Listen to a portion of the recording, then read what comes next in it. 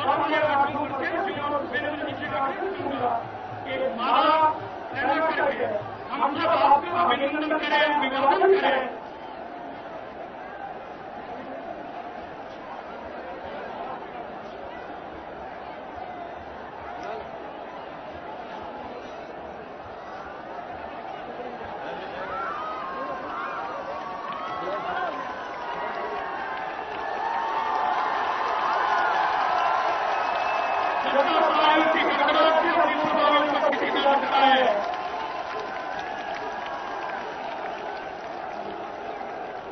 अभिवादन के बाद मैं भारतीय जनता पार्टी जिला सीकर इकाई की तरफ से इस दौर की धरती पर मैं सम्मानीय हार्दिक अभिनंदन करूंगा। सीकर भारतीय जनता पार्टी जिला इकाई का अध्यक्ष होने के नाते ढेर सारा स्वागत करूंगा और सीकर के कोने कोने से पधारे हुए छत्तीस बिरादरी के लोगों की तरफ से आप सबकी तरफ से ढेर सारा अभिवादन करूंगा। मैं आपसे आग्रह करूंगा एक बार तालियों की गड़गड़ाहट से जोरदार अभिनंदन करें, स्वागत करें। और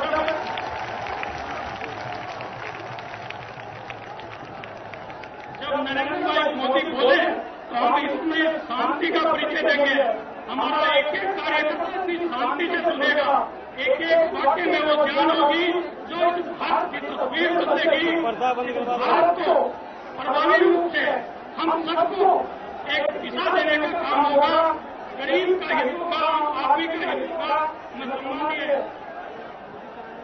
नरेंद्र भाई मोदी जी से करकर आग्रह करूंगा कि सीकर की ये जनता आपको पलकों पर बैठाना चाहती है, आपको हृदय में रखना चाहती है। आप पधारें और हम सबका मार्गदर्शन करेंगे। आप नारा लगाएंगे, नरेंद्र मोदी जिंदाबाद, नरेंद्र मोदी जिंदाबाद, भारत माता की, भारत माता की। मैं सम्मानीय नरेंद्र भाई मोदी जी से आग्रह करूंगा कि आप पधारें और हम सबका मार्गदर्शन करें। सम्मानीय नरेंद्र भाई,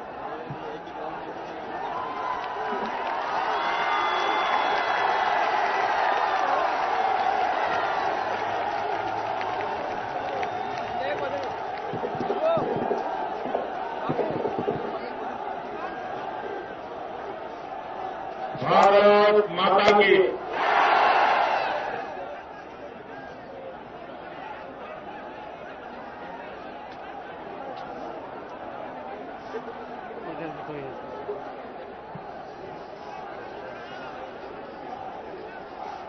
पर्दा बंद करवा दीजिए, पर्दा पर्दा राम राम सर, पर्दा बंद करवा दीजिए।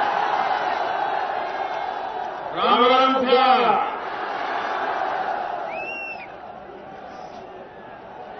मंच पर विराजमान भारतीय जनता पार्टी के राष्ट्रीय सचिव श्रीमान भूपेंद्र जी यादव, प्रदेश प्रवक्ता ज्योति किरण जी, जिला भाजपा के अध्यक्ष हरिराम रणवा जी,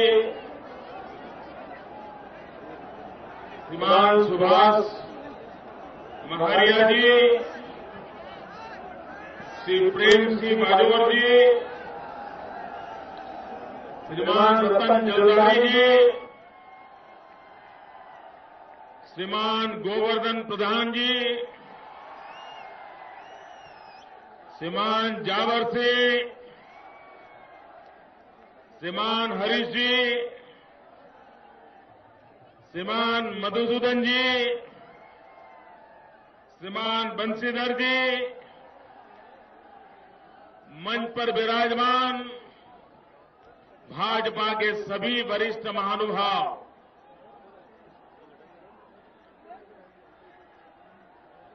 चुनाव के दिनों में कितना ही अच्छा माहौल क्यों न हो, कितना ही अनुकूल क्षेत्र क्यों न हो, लेकिन दोपहर के पहले सभा करना बहुत मुश्किल होता है। लोग आते ही नहीं हैं। मैं हैरान हूं इतनी बड़ी जनसंख्या को देख करके। यहां पर्दे खोल देने पड़े, उधर बस के ऊपर लोग सवार हो गए। भाइयों बहनों,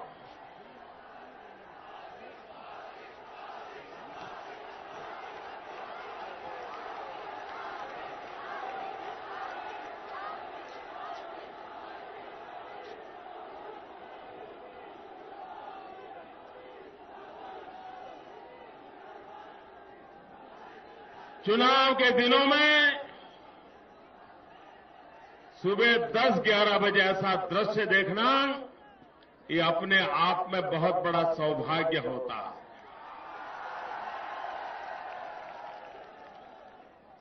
भाइयों बहनों, ये भूमि वीरों की भूमि है। ये बलिदानियों की भूमि है।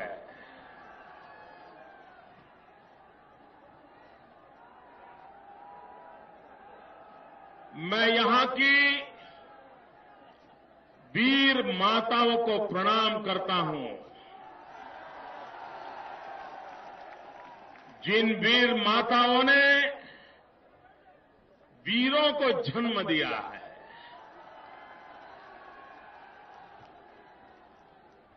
कोई परिवार ऐसा नहीं है जो देश के लिए मर मिटने के लिए तैयार ना हो। कई ऐसे परिवार हैं जिन्होंने 2-2, 4-4 पीढ़ी भारत मां की रक्षा के लिए खपा दी है। भाई बहनों, इस देश का कौन देशभक्त नहीं होगा जिसको अगले जन्म में सीकर की माता के कोख से जन्म लेने की इच्छा न होती हो।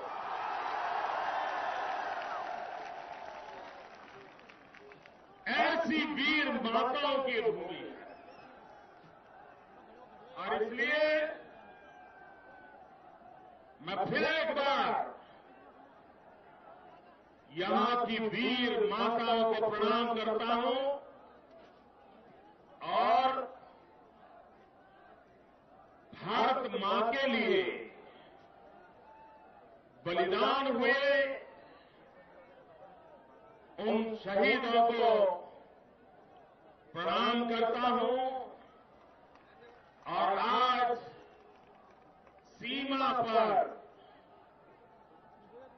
देश की रक्षा में तैनात सभी मेरे वीर जवानों को बहुत बहुत शुभकामनाएं देता हूं। ये सीकर की बड़ी विशेषता है। एक तरफ तो ये वीरों को जन्म देती है तो दूसरी तरफ भैरव सिंह शेखावत जैसे राजपुरुष को भी जन्म देती है। ये भूमि की विशेषता है कि इस देश के धनपतियों को यहां जन्म मिलता है। इसलिए भाई बहनों, सीकर का सिर्फ राजस्थान के लिए नहीं, पूरे हिंदुस्तान के लिए महत्व है। सीकर हिंदुस्तान का रक्षा भूमि है। सीकर ही हिंदुस्तान की रक्षा भूमि है। भाइयों बहनों, मैं नहीं जानता हूं मेरी पार्टी ने आज कार्यक्रम यहां क्यों रखा।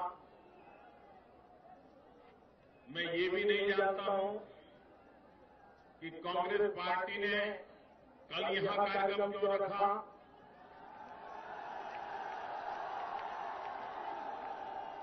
कुछ बात तो है।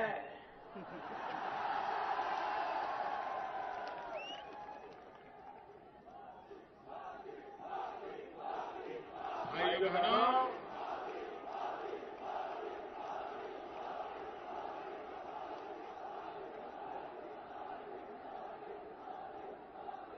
नौजवानों, मैं आपके प्यार को कभी भूल नहीं सकता। ऐसी धूप में आप जो तपस्या कर रहे हो, मैं विश्वास देता हूं भारतीय जनता पार्टी आपकी इस तपस्या को कभी बर्बाद नहीं होने देगी।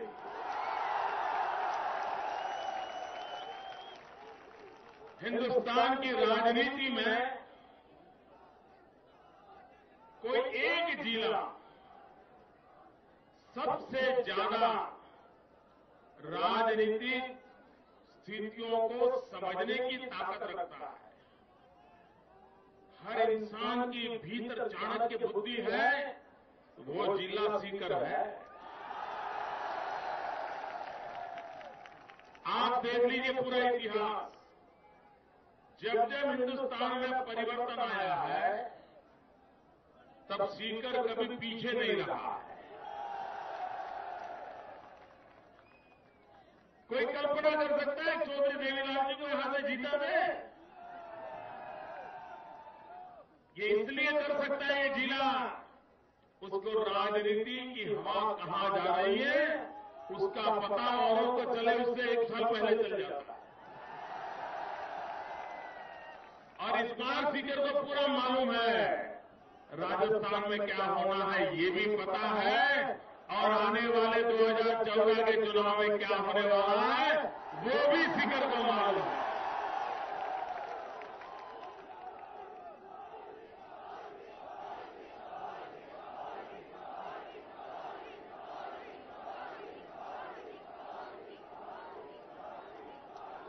भाइयों बहनों, कल मैडम यहां आई थी,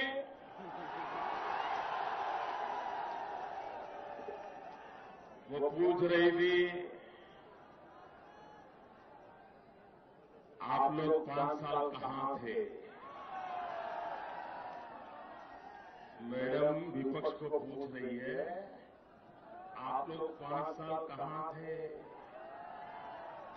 हम पिछले 5 साल सूक्ष्मदर्शक यंत्र लेकर के राजस्थान की सरकार खोज रहे थे, कहां है,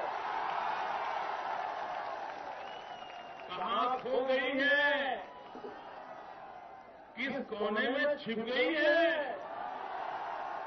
हम परेशान हैं, नजर नहीं आते, कहां गए? मैडम सोनिया जी, हम आपकी बनाई हुई सरकार को ढूंढ रहे हैं।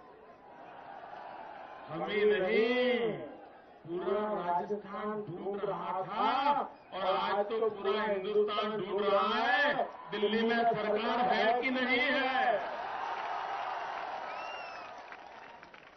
भाइयों बहनों, मैडम कह रही है हमने दिल्ली से पैसा भेजा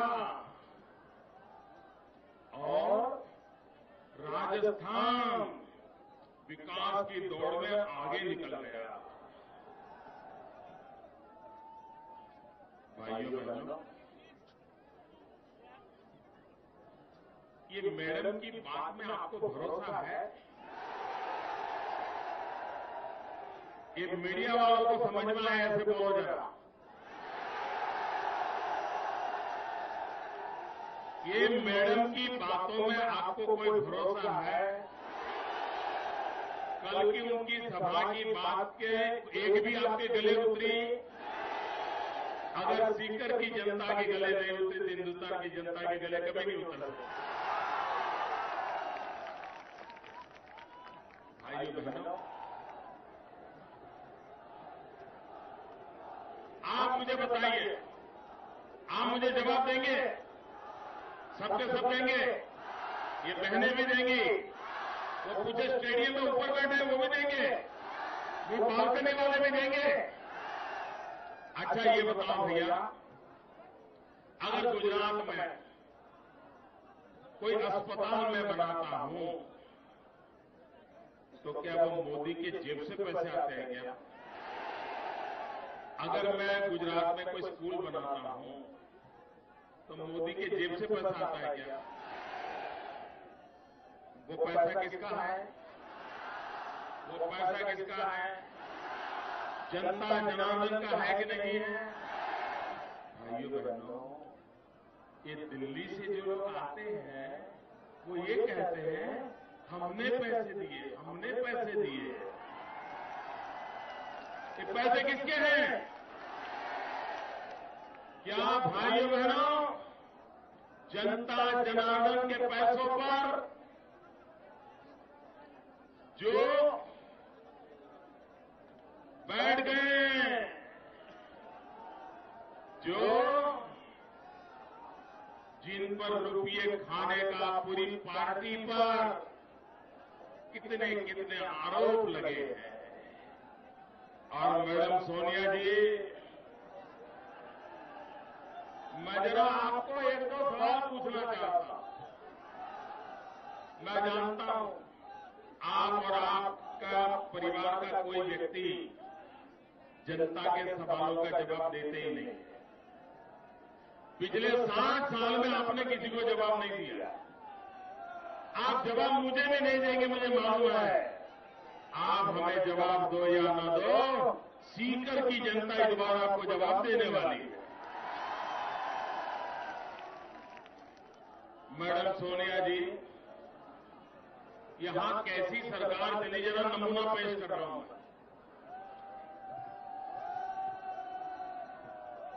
भाइयों बहनों, राजस्थान में ऐसी सरकार दी है, दिल्ली सरकार की तरफ से, भारत सरकार की तरफ से जनता की तिजोरी में से स्कूलों में इंफॉर्मेशन टेक्नोलॉजी के लिए, कंप्यूटर प्रोग्रामिंग के लिए 20 करोड़ रुपया मिला। मेरी बात समझ आ रही है नहीं हो? मैं बहुत बड़ी 200,000 5,000 की बात नहीं कर रहा हूं, छोटी बात बता रहा हूं। देखिए क्या हाल है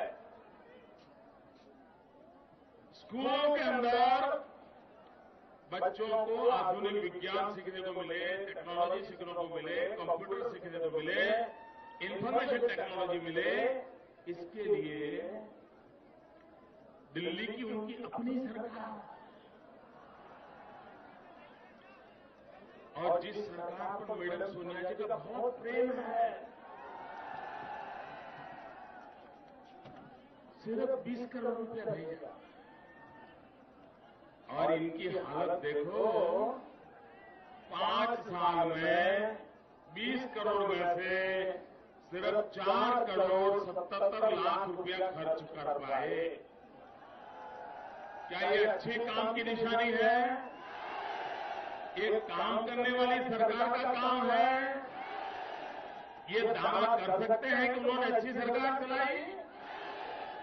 20 करोड़ रुपया भी खर्च नहीं कर पाए, और कंप्यूटर लाकर के बच्चों को देना था, दे नहीं पाए। क्यों? बीच में से मलाई निकालने की व्यवस्था नहीं हुई। अगर मलाई निकालने की व्यवस्था हो जाती तो 20 क्या 50 करोड़ खर्च के देते थे। भाइयों बहनों, ये सरकार कितनी संवेदनाहीन है। भारत सरकार की तरफ से विकलांग बच्चों के लिए, अपंग बच्चों के लिए, शारीरिक रूप से जिसको मुसीबत है, ऐसे बच्चों के लिए उनको 5 करोड़ रुपया मिले थे, उन बच्चों के लिए व्यवस्थाएं खड़ी करने के लिए। भाइयों बहनों, ये जिस सरकार को मैडम इतना बड़ा सर्टिफिकेट देके गई, उस सरकार ने अपंग बच्चों के लिए मिले हुए 5 करोड़ रुपयों में से एक नया पैसा खर्च नहीं किया। आप मुझे बताइए, इनकी सूची में अपंग हो, अंध हो, बहरा हो, गूंगा हो, भाइयों बहनों, ये लोग इस सरकार की सेवा के लिए अयोग्य है, ऐसा ये राजस्थान की सरकार मानती है। और इसलिए भाइयों बहनों, इनकी हालत ये। भाइयों बहनों, हमारे देश में सरकारों के संबंध में एक बीमारू राज्य की व्याख्या की गई है, जिसमें बिहार है, उत्तर प्रदेश है, मध्य प्रदेश है, राजस्थान है। इसे देश में बीमारू राज्य माना जाता है। भैया, अब जगह नहीं है, कहां जाओगे? जगह अब क्या करें भाई, जगह कम पड़ रही है।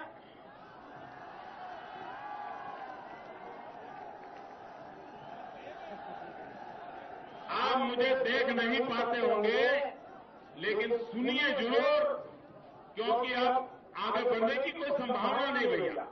नौजवान दोस्तों, आप अपने आप को वहां संभाल लीजिए। शाबाश, बहुत अच्छे लोग हैं। शेखावटी की वीर धरती के बच्चे बहुत अच्छे हैं। भाई बहनों, ये काम करने वाली सरकार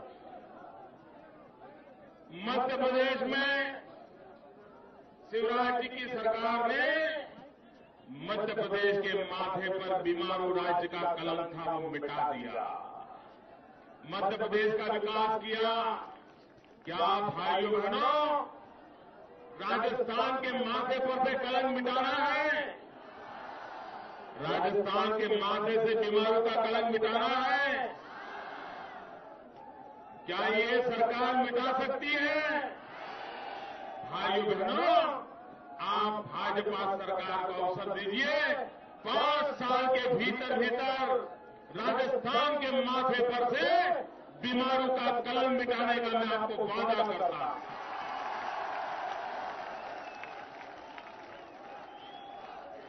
जरा इस सरकार का हिसाब देख लें। भाइयों बहनों, कुपोषण के क्षेत्र में ये राजस्थान देश की जो एवरेज है उससे भी ज्यादा है। 52% से अधिक बच्चे यहां कुपोषण से पीड़ित हैं। ये यहाँ की सरकार का विकास है। मैडम, क्या आप एसिड्स को विकास कहती हो? इतना ही नहीं भैया बहनों, आजादी के 60 साल के बाद भी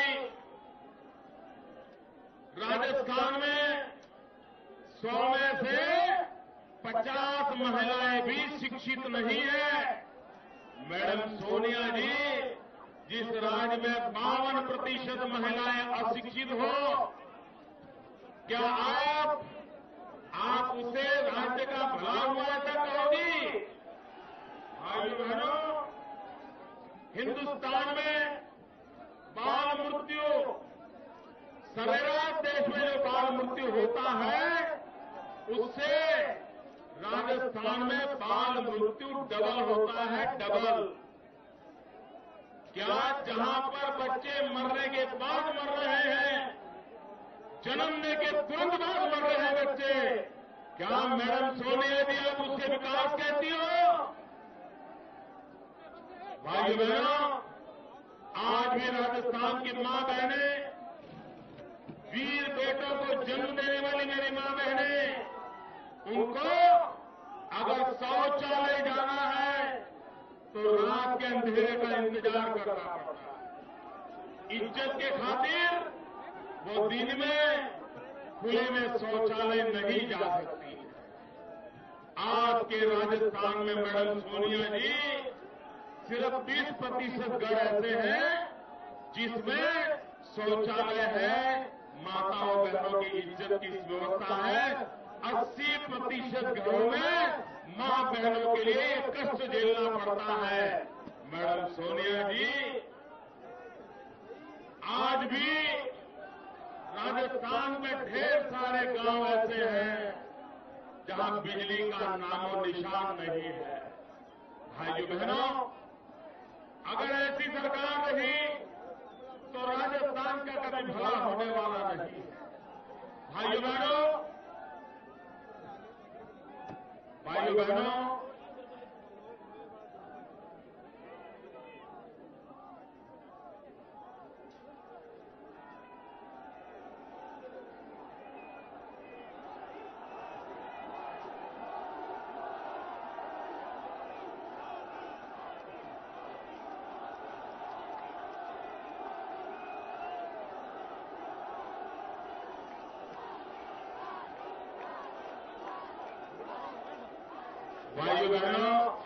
जब लोकसभा का चुनाव हुआ तब कांग्रेस पार्टी ने 100 दिन में महंगाई दूर करने का वादा किया था।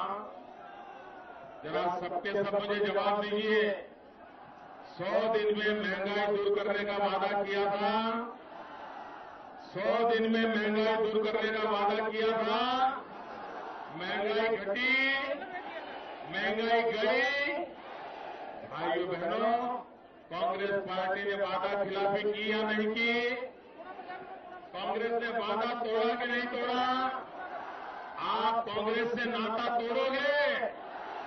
जिसने वादा तोड़ा उससे नाता तोड़ो। भाइयों बहनों, इनको गरीबों की चिंता नहीं है, इनको गरीबों का भला करना उनके मन में नहीं है। इतना ही नहीं, देश के नौजवान, आप कहिए मेरे भाई बहनों, ये कांग्रेस पार्टी ने हर वर्ष 1 करोड़ लोगों को रोजगार देने का वादा किया था। वादा किया था। यहां कोई है जिसे दिल्ली सरकार ने रोजगार दिया हो? यहां है कोई नौजवान जिसको दिल्ली सरकार ने नौकरी दी हो? आप मुझे बताइए भाइयों, इन नौजवानों के साथ ये धोखाधड़ी है कि नहीं है? ये नौजवानों के साथ धोखाधड़ी है या नहीं है? क्या धोखाधड़ी करने वालों को आप फिर से सत्ता में बिठाएंगे? भाइयों बहनों, आज इस इलाके को पानी का संकट है। अटल बिहारी वाजपेयी ने सपना देखा था नदियों को जोड़ने का। अगर नदियों को जोड़ने का काम जो अटल बिहारी वाजपेयी ने सोचा था, अगर वो नदियों को जोड़ने का काम हुआ होता तो आज मेरा सीकर हिंदुस्तान का पेट भरने की ताकत उसके अंदर पड़ी थी। अन्न के भंडार भरने की ताकत है। भाइयों बहनों, मेरा किसान यहां गेहूं पैदा करता है, लेकिन उस गेहूं का क्या होता है? आपने देखा होगा, हमारा किसान मेहनत करता है, पसीना बहाता है, दिन रात खेत में रहता है, पूरी जिंदगी खेत में खपा देता है और हिंदुस्तान का पेट भरने के लिए अन्न उत्पादन करता है। लेकिन भारत सरकार अन्न के ढेर पानी में भीगने देती है, सड़ने देती है और हिंदुस्तान की सुप्रीम कोर्ट कहे, हिंदुस्तान की सुप्रीम कोर्ट ये कहे कि ये जो अनाज है गरीबों को बांट दो। बांटना चाहिए नहीं बांटना चाहिए भैया? सुप्रीम कोर्ट की बात माननी चाहिए नहीं माननी चाहिए?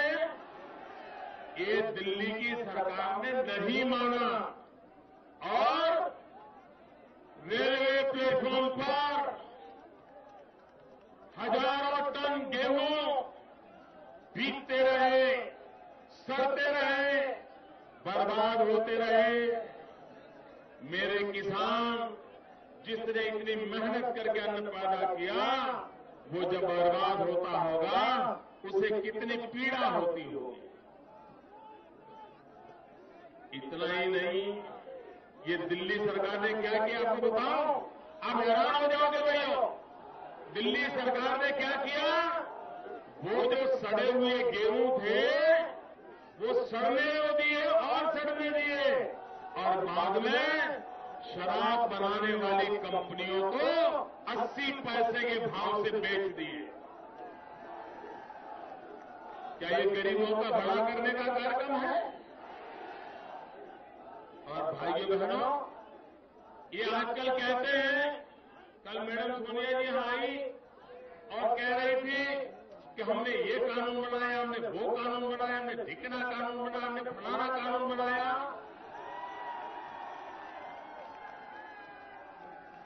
एक बार दो दोस्त शिकार करने के लिए जंगल में चले गए।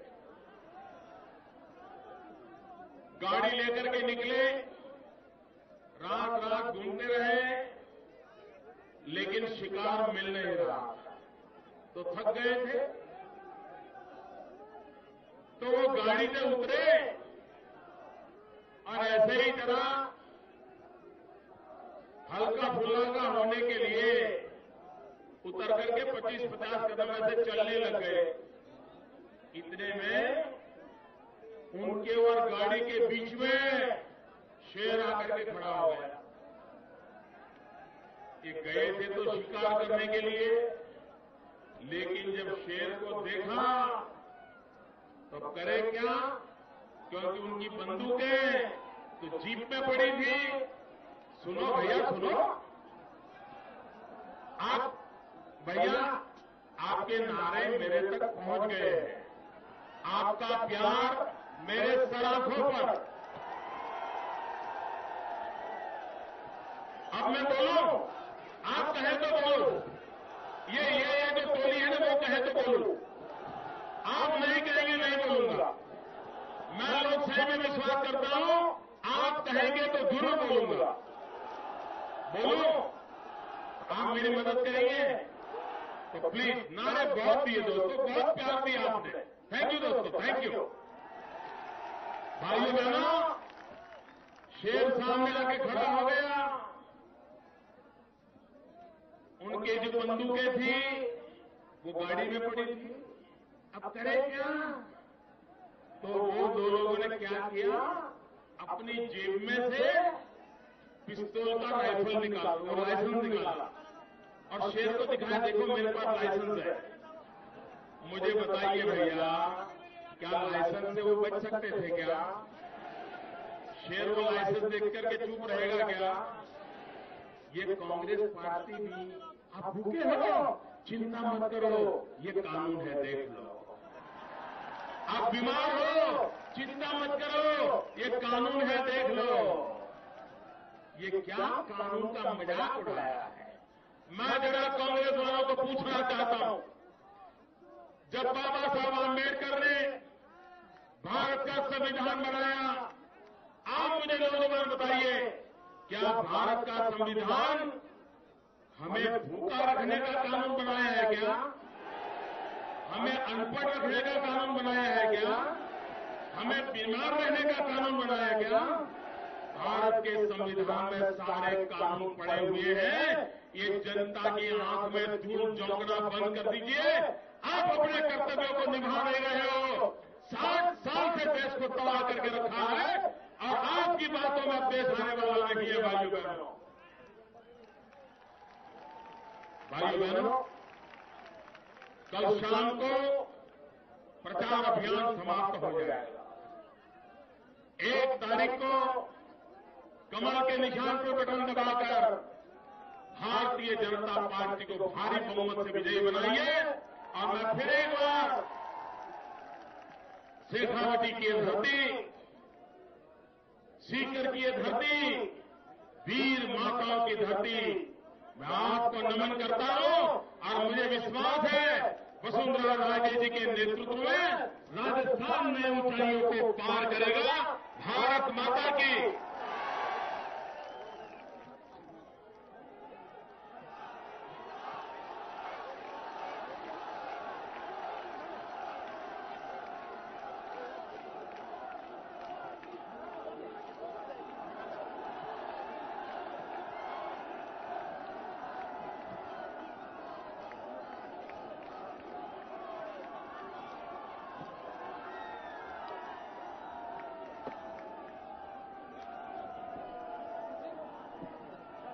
हमारी भी जनता को ढेर सारा धन्यवाद।